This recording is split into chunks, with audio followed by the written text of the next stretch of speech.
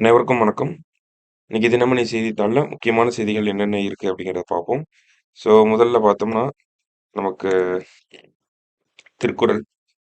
Thirukkural first Thirukkural பார்த்துருவோம். என்ன திருக்குறள் சொல்லியிருக்காங்க அப்படின்னு பார்த்தோம்னா, "வன்கண் குடிகாத்தல், கற்றறிதல், ஆள்வினையோடு ஐந்துடன் மாண்டது அமைச்சு" அப்படின்னு சொல்றாங்க.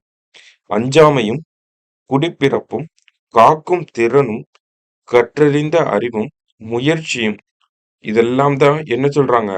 ஒரு அமைச்சருடைய குணங்களாக இருக்கணும் அப்படிங்கிறத சொல்றாங்க. ஓகேங்களா? அஞ்சாமை, குடிபிறப்பு, காக்கும் திறன், கற்றறிந்த அறிவு மற்றும் விடாமுயற்சி.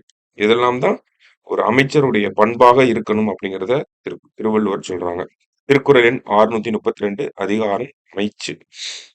சமீபத்துல பார்த்தோம்னா, இந்தியா ஈரான் நாட்டுல இருக்கக்கூடிய இந்த சபாகர் அப்படின்னு சொல்லக்கூடிய அந்த துறைமுகத்தை 10 ஆண்டுகளுக்கு அதனுடைய செயல்பாட்டுக்கான அதிகாரத்தை வந்து எடுத்திருந்தாங்க. ஆப்பரேஷனல் ரைட்ஸ் வந்து நம்ம எடுத்திருந்தோம். சரிங்களா? சோ இந்த சபாகர் துறைமுகம்ன்றத பார்த்திருந்தோம். இந்தியா, ஈரான் அப்படிங்கிற இவங்க 2 பேரும் 2003லயே இந்த திட்டம் அத பத்தின ஒரு பேச்சுவார்த்தை ஆரம்பிச்சிருந்தாலுமே, இப்பதான் அது சமீபத்துல தான் முடிஞ்சது. சோ இந்த சபாகர் துறைமுகம் இந்தியாவுக்கு எந்த அளவுக்கு ஒரு அட்வான்டேஜஸா இருக்கு அப்படிங்கிறத இந்த செய்தியில நம்ம பார்க்க போறோம். ஓகேங்களா? எவ்வளவு நன்மைகள் இந்தியாவுக்கு இதன் மூலியமாக வரப்போகுது அப்படிங்கிறது. பார்த்தோம்னா ஃபர்ஸ்ட் புவியியல் ரீதியாக முக்கியத்துவம் வாய்ந்த இடத்தில் அமைந்துள்ள சபாகர் துறைமுகம் மத்திய ஆசியாவுக்கான இந்தியாவின் நுழைவாயிலாக கருதப்படுகிறது. சென்ட்ரல் ஏசியாவுக்கு ஒரு கேட்வே மாதிரி இருக்கு இந்தியாவுக்கு அப்படின்னு சொல்றாங்க. ஓகேங்களா? கேட்வே ஆஃப் தமிழ்நாடு அப்படிலாம் சொல்றோம் இல்லையா? ஸோ கேட்வே ஆஃப் சென்ட்ரல் ஏசியானா அதுக்கு நமக்கு சபாகர் போர்ட்டா தான் இருக்கும் அப்படிங்கறத சொல்றாங்க. ஏன் அப்படி சொல்றாங்க அப்படின்னா, சபாகர் நகரையும் ஈரானின் ஷாகித்தான் நகரையும் இணைக்கும் 630 கிலோமீட்டர் ரயில் பாதை தயாராகிவிட்டால் ஈரானின் மத்திய ரயில்வே அமைப்புடன் அது இணைக்கப்பட்டு மத்திய ஆசியாவுக்கும் ரஷ்யாவுக்கும் சரக்குகளை கொண்டு செல்ல முடியும். ஓகேங்களா? இப்ப என்னன்னா நம்ம சபாகர் போர்ட்டை மட்டுமே ரெடி பண்ணல. ஓகேங்களா? சபாகர்ல இருந்து ஷாகிதான் அப்படிங்கிற சிட்டிக்கு நம்ம ஒரு ரயில்வே லைனையும் போட்டுட்டு இருக்கோம். ஓகேங்களா? சோ அந்த ரயில்வே லைன் போட்டு முடிச்சிட்டோம் அப்படின்னா அது ஈரானோட சென்ட்ரல் ரயில்வே நெட்வொர்க்ல கனெக்ட் ஆயிரும். இந்த central railway network of Iran மத்திய ரயில் அமைப்பு அப்படிங்கிறது பார்த்தோம்னா அது மத்திய ஆசிய நாடுகளுக்கும் ஆப்கானிஸ்தான் போன்ற நாடுகளுக்கும் அந்த ரயில் பாதை அப்படிங்கிறது போகுது. சரிங்களா? சோ அந்த வகையில இந்தியா இந்தியால இருந்து போகக்கூடிய பொருட்கள் சபாகர துறைமுகத்துக்கு போயிட்டா போதும். சபாகர்ல இருந்து நம்ம ரஷ்யா வரைக்கும் எடுத்துட்டு போயிடலாம். ஓகேங்களா? சோ நம்ம இப்படி கடல் வழியா அப்படி சுத்தி போறதை விட இது நமக்கு இன்னமும் கொஞ்சம் அட்வான்டேஜஸா தான் இருக்கும். ஓகேங்களா? சோ மத்தபடி என்ன சொல்றாங்க அப்படின்னு பார்ப்போம். மேலும் பாகிஸ்தானுக்குள் செல்லாமல் சபாகர் துறைமுகத்திலிருந்து ஆப்கானிஸ்தானை இந்தியா அணுகவும் வழியை ஏற்படுத்தி கொடுக்கும் அப்படிங்கறத சொல்றாங்க. சோ நம்ம முன்னாடியே பார்த்திருந்தோம் 2 நாளைக்கு முன்னாடி. ஆப்கானிஸ்தானை நம்ம ரீச் பண்ணணும்னா பாகிஸ்தானோட தாண்டி தான் நம்ம போற மாதிரி இருந்துச்சு. ஓகேங்களா? சோ இப்பெல்லாம் என்ன பண்ண ஆரம்பிச்சிட்டோம்னா சபாகர் போர்ட்டுக்கு எடுத்துட்டு போய் அங்கிருந்து நம்ம ஆப்கானிஸ்தான் போக ஆரம்பிச்சிட்டோம். சரிங்களா? சோ அப்ப சபாகர் போர்ட் இதுலயும் நமக்கு உதவிகரமா தான் இருக்கு. ஓகேங்களா? அடுத்தது பாருங்க. கஜகஸ்தான், உஸ்பெகிஸ்தான் போன்ற நிலத்தால் சூழப்பட்ட மத்திய ஆசிய நாடுகள் சபாகர் துறைமுகம் வழியாக இந்திய பெருங்கடல் பிராந்தியம் மற்றும் இந்திய சந்தையை அணுக விருப்பம் தெரிவித்து வருகின்றன. சென்ட்ரல் ஏசியன் கண்ட்ரிஸ் அப்படின்னு சொல்லுவோம். ஓகேங்களா? கசகஸ்தான், கிர்கிஸ்தான், துர்க்மெனிஸ்தான், உஸ்பெகிஸ்தான், ஆஹ் டஜிகிஸ்தான் இந்த மாதிரி நிறைய கண்ட்ரிஸ் வந்து இருக்கு. ஒரு 7-8 கண்ட்ரி இஸ்தான் கண்ட்ரிஸ்ன்னு சொல்லுவோம். ஓகேங்களா? இந்த மாதிரி ஒரு 7-8 நாடுகள் இருக்கு. இந்த நாடுகள்லாம் அவங்களும் இந்தியாவோட மார்க்கெட்டை ஆக்சஸ் பண்ணணும் அவங்களுக்கும். சரிங்களா?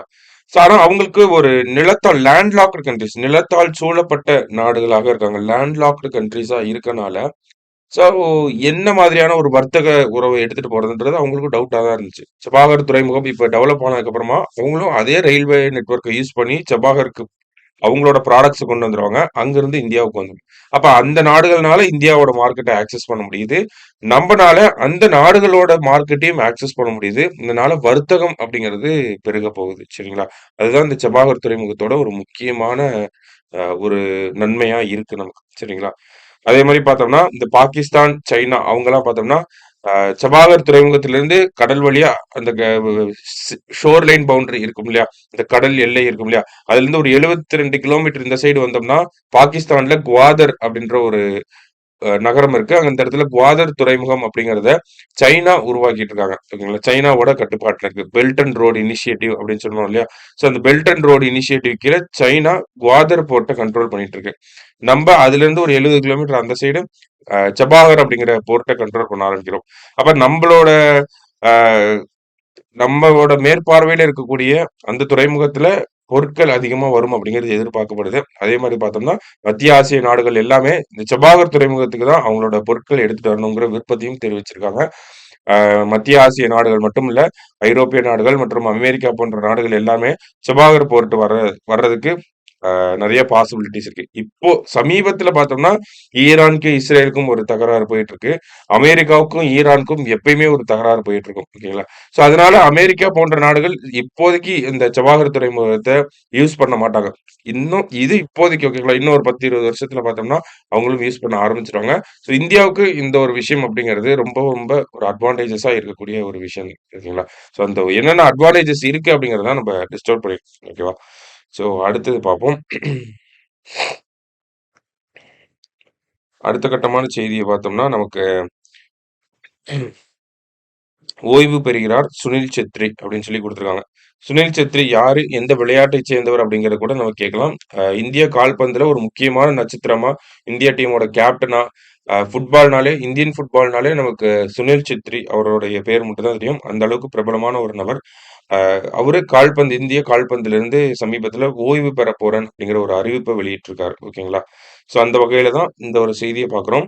இந்த இடத்துல பாருங்க நமக்கு மெஸ்ஸி, ரொனால்டோ அவங்க மத்தியில நமக்கு சுனில் செத்ரி அவர்களையும் வந்து இருக்காங்க. ஓகேங்களா? ஸோ இது என்ன ஒரு விஷயம் அப்படின்னா, இது நமக்கு முக்கியமா தான் இருக்கு. என்னன்னா, தேசிய அணிக்காக கோல் அடித்த வீரர்கள் பட்டியல் இருப்பாங்க இல்லையா? தேசிய அணிக்காக. அந்த வகையில போர்ச்சுகல் நாட்டைச் சேர்ந்த கிறிஸ்டியானோ ரொனால்டோ வந்து அவங்க போர்ச்சுகல் டீமுக்காக 128 கோல்ஸ் வந்து போட்டிருக்காரு. ஓகேங்களா? அவருக்கு அடுத்தபடியா யார் இருக்காங்கன்னா, 2ண்ட் பிளேஸ்ல லயனல் மெஸ்ஸி அர்ஜென்டினாவை சேர்ந்தவர் 106 கோல்கள வந்து போட்டிருக்காரு.